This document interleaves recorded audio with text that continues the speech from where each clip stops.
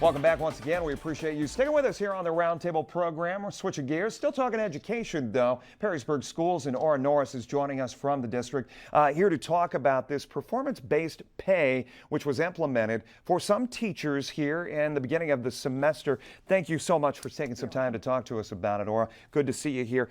Let's talk about it. There has been kind of this uniqueness, I guess, kind of emblazoned upon Perrysburg Schools with doing a program like this, but you say you're not unique in the state of Ohio in doing this. No, we're one of the first. The most notable district that's done it before us is Cleveland Municipal. There are a few other districts that have attempted something similar, but certainly it's not widespread at this point. How does it work? Well, basically, teachers have the option to choose, we call it Salary Schedule B. Salary Schedule A is the typical teacher salary schedule that's been around for years and years. But Salary Schedule B, which they can opt into, allows them to earn points. Achievement credits is what we're calling them. And they're going to be getting credit for things that they do that we feel make people a better teacher. Things like collaboration with their coworkers, something we're calling organizational citizenship, which are things like different activities that they are engaged in outside of the school day, and in taking an active role in those activities, not just attending them. Okay. Attendance is one thing that we added because we feel that that's important to us. And of course, student achievement has to be there. Attendance from the standpoint of them being there or them keeping attendance steady in their classroom? Their personal attendance in the classroom. Okay. Student achievement will be one of the components, and it's not a major component, but it certainly is there because it is important to us. That's why we're here. Yeah. And so the teacher's personal teacher evaluation score combined with the student achievement score will allow them to earn points in that component. So it's not a 50-50 split. You're saying student achievement is just a small part? I mean, I guess let's get down to brass tacks. Is it a small part of it? It's about 20 points out of the 70 that they need to earn. Because I think the misnomer is people just assume it's based on kids getting A's in class, that equals points for the teacher or money in the pocket for the teacher. No, because there's a lot of other things that go into student achievement than just the grade that comes out. We want kids to learn, regardless of whether they get an A or a B or a C. We want them to learn the material and not just have it be all about a grade. It's more about student growth and how the teacher's able to move a child from point A to point B. This was during a recent contract negotiation, which you offered this as you said, what, Plan B, Schedule B? Yes. You had teachers that took the normal route. A majority of the teachers took the normal route, which worked out to just over a % increase in contract year, correct?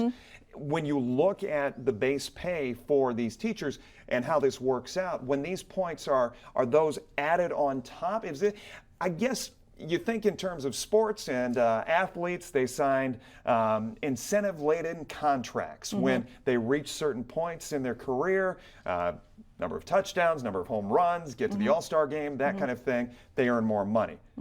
Can you hypothetically look at it the same way? Hypothetically, you could look at it the same way. Basically, the salary schedule is completely different for Schedule B than it is for Schedule A. It's not like you actually start with the same salary. We did completely redesign the salary schedule, but yes. Does it drop? Do base salaries drop because of the extras? Okay. No, base salary in Ohio, the Ohio Revised Code does not allow teacher salaries to drop. However, what we did do is we took what their salary would be on Schedule A, we moved them over to Schedule B where they would be making as much or slightly more, but not less than what they would be making on Schedule A. And then we add the points on top of it. If they earn the points by June 30th for the second semester here, we'll be evaluating the points. And if they earn 70 points out of 100, they can then next year move up a level. That's as opposed to the typical regular salary Schedule A, which teachers move up just by having the years of service. So folks on Schedule B have to actually provide evidence, and it's pretty rigorous. It's not going to be just a slam dunk for folks, but they need to earn those points. in order to move up to the next level. Who is the ultimate judge? Who is the one who is making the decision that said teacher has met benchmark A, B, C, D, so on? That's a good question. That's a question a lot of our teachers had as well. Yeah. We have made that a multiple, each component is sort of judged by different people. A lot of the judgments are going to be made by their peers. We have a couple of committees in the district that are going to be trained to evaluate either the professional development or some of the activities that are done. So, and of course the principals and administrators will have a say in it. Yeah. But we wanted to make it This is not to be flip, but do you worry about the survivor mentality and there being alliances? Do you know what I mean? It just, Sure. You don't want to see anyone manipulate what you guys are trying to install, because as you said, this is being watched. It is being watched, and we certainly, that's our intent, is to, we tried to make it so objective that that would not happen. But this is this is a pilot, so Right. we are going to be working out some of the kinks. We have confidence. We already have in our district a couple of committees. A local professional development committee is one that's mandated by the state. Every school district has one of those, and that is a group of teachers, and I'm the administrator that sits on that team, and we evaluate teachers' professional development. We've done that for years, and what we found is you do have to have certain criteria that you deal with as that group, and it's very different. They're a tough group. They don't approve everything, and it becomes very, very objective. So our vision is to use our district leadership team, which that includes teachers, principals. It's a group of about 20 folks that meet regularly monthly, and they deal with all kinds of district issues, and we are going to be training that group in order to evaluate some of the activities. Do the teachers who are in this, you said 87 total, I guess as you look at a pilot program and you have goals set, I'm sure, as an administration, you know how you want this to work, but does it end up being, at the end of the day, does it end up being a curve situation where you don't want too many reaching all of the benchmarks and you don't want too few reaching? No. Do you know what I mean? I do know what you mean, and I do not see that happening, because we spent so much time designing this program to be sustainable financially. We've worked with our treasurer's office to make sure that happens.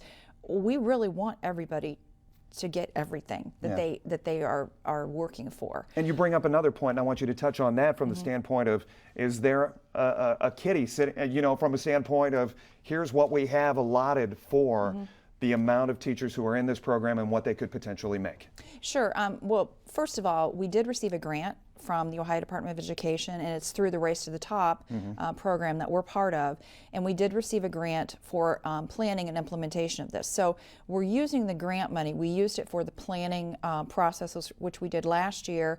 And we're also using the grant money simply for signing bonuses, because this is different for folks. It's a big change for teachers, and we know that it can be successful, but we also needed to give folks a little bit of a push to get on the system. So the grant money, which is going to expire, is only going to be used for the signing bonuses. And we know that every teacher is not going to sign up for this, because it's not for everyone. Just because folks don't sign up for this does not make them any less of a great teacher than if they do. Those who did, what was the number one reason that you kept hearing? What we have heard for years in our district, and I'm sure other districts have heard this as well, is, you know, I'm a teacher, I work tirelessly, and I spend so much time planning, and I spend so much time outside of the school day, but yet my peer maybe doesn't spend quite as much time, and we both get paid the same. So that doesn't seem quite fair. So we've heard that from folks for a long time. So this is a way that those people can get recognized for things that they're already doing for the most part. And that's probably something you're hitting ears in our viewing audience, that you may have teachers out there are saying, I feel the same way. Sure. But do you feel other districts are kind of standing back waiting to see when Win, lose, or draw, what happens with Perrysburg Schools on this? Well, I'm confident that they're watching. I've gotten a lot of phone calls from other area superintendents, assistant superintendents, wanting to know what our plan is. Send me your plan because we're interested in looking at it. Is the goal to have all teachers on this system eventually? That's not my goal. Okay. I can't speak for the Board of Education, but the options will still be there. Yes, the option will be there because, as I said, it's not for everyone. Some people they just don't want one more thing to worry about. Yeah. They just want to come and they want to teach, and they're still going to do a great job. Our teachers all do a great job, and they don't want to worry about having to worry about their points. Yeah. So it's not for every teacher, but we do think that we're very proud that we're able to reward the teachers that want to be rewarded for In this. our last minute, and we talked about this before we came on, you have certain benchmarks, or certain dates, certain points in the semester where you guys are going to look at performance, yes? Yes. The first opportunity that our teachers had to opt into the system was second semester, which was just last week. We are going to evaluate those points by June 30th.